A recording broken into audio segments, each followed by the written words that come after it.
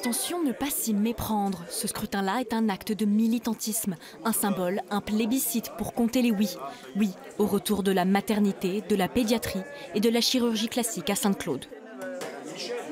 J'étais content quand quand ma femme était enceinte et que mes enfants sont nés, que la maternité soit sur place, que les services de pédiatrie soient sur place. C'est très important l'hôpital. Moi, j'arrive à un certain âge où je vais avoir besoin de l'hôpital. Je ne veux pas me déplacer à Lons-le-Saunier inopinément alors qu'on a tout sur place. Et quand on n'a plus d'hôpital, la ville meurt. Nous, on peut se déplacer, mais les personnes qui ont des handicaps, qui ont des enfants, qui ont tout ça, on a besoin d'un hôpital de proximité.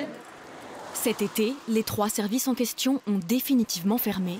Ce bassin de vie s'est un peu plus enclavé. Plus de 60 000 personnes à 1 heure minimum de Lons-le-Saunier. En tout, une trentaine de communes se sont mobilisées ce week-end.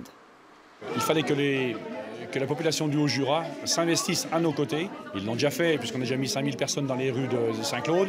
Mais on est en hiver, donc on ne voulait pas faire de défilé. Donc l'idée d'un référendum nous a traversé l'esprit.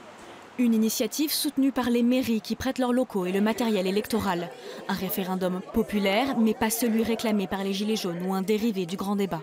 L'association se bat pour faire avancer son dossier depuis plus de 2 ans. Ajouter cet élément supplémentaire de questionnement de la population pourra être envoyé, pourquoi pas, et pourquoi pas être intégré à tout ce qui se passe au jour d'aujourd'hui.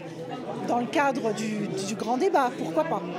Mais je veux dire, ça fait bien longtemps qu'on est en route et on n'a pas attendu le grand débat actuel.